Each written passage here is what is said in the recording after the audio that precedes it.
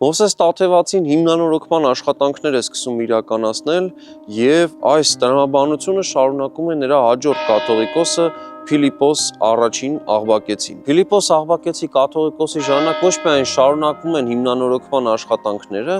այլև մենք այստեղ տեսնում ենք, որ նաև սկիզբ է դրվում զանգակատան շինարարությանն, այն գեղեցկաշուք զանգակատան, որի զանգերը մենք այս պահին լսում ենք։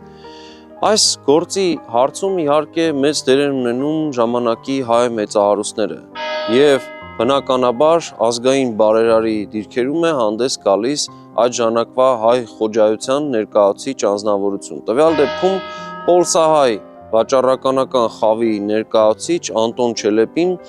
իր միջոցներն է ներդնում այս շինարարության վրա եւ պատահական չէ, որ այս մարդու բարձրաքանդակը տեղ է գտել նրա կառուցած աստորեն շինության պատին։ Եվ հաճախ իդեպ մենք տեսնում ենք, որ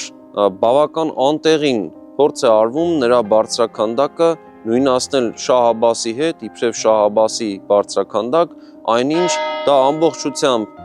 մերժված